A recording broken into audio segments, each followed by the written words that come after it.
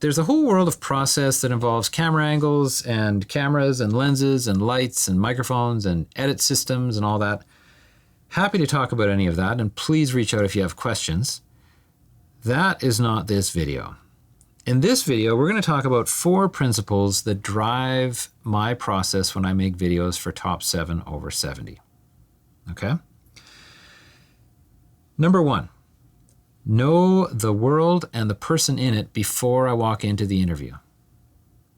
This is key. So when you do these interviews, I can almost guarantee you're going to have too many interviews to do in one day, not enough time. You're going to be worried about the truck driving by that's making too much noise and what is it going to sound like, all of that. So the key is, before you walk into that interview, know the world and the person in it. So for Jerry, we'll take that example. I would take the nomination package.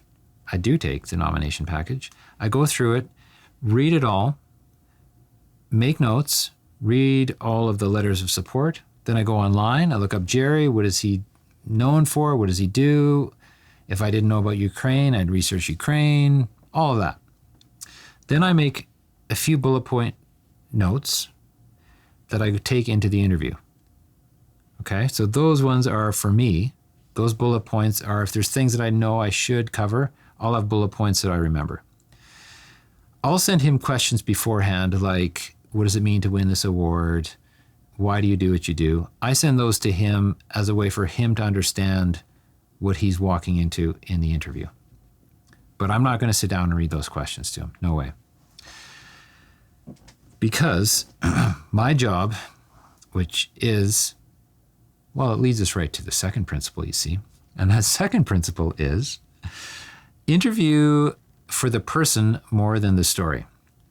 And you got to remember, in our line of work, in these interviews, our interview subjects are physically very close to our audience. Remember, they're always going to be in a medium or tight shot, right?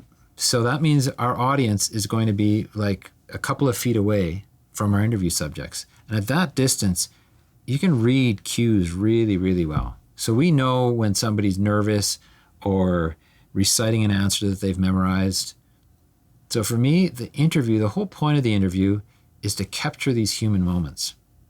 So in the interview, what I'm going after is, where are they most human? More than having in the back of my head, okay, they got to say this to match this part of my story that I've already dreamt up. Great example. Jerry, like I said in the last video, Jerry's whole thing with the bombs coming at the start and all of that stuff, that was not in any questions anywhere, right? That's me and Jerry talking for a bunch, and then he's explaining how this app works on his phone when you're over there, and it gives you times and where the bombs are going to land.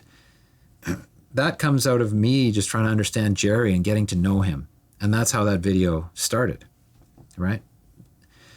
Which leads me to point number 3, which is discover the story in your edit.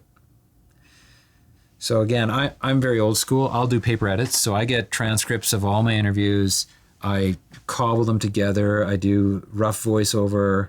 We get that up on screen as fast as possible. Then I transcribe those and then shuffle those around, rewrite the voiceover.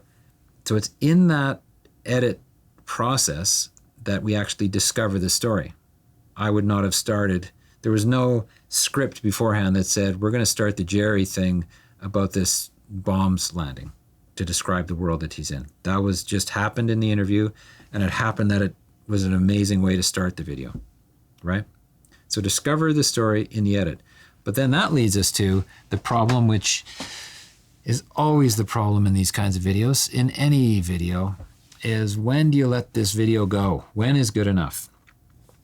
So for me, the principle is it's ready when something moves me, or don't stop until something moves me. Now, moving me doesn't necessarily mean it has to make me cry. It can make me giggle. It just as long as it creates some sort of emotion in me. I have all these videos out there as well where you're fighting. I know the drill. You're fighting with, I got to get this delivered by end of day, and I still have to do an audio mix. I know the drill. But the thing is, if the video doesn't move me, it's not going to move anybody in the audience, right?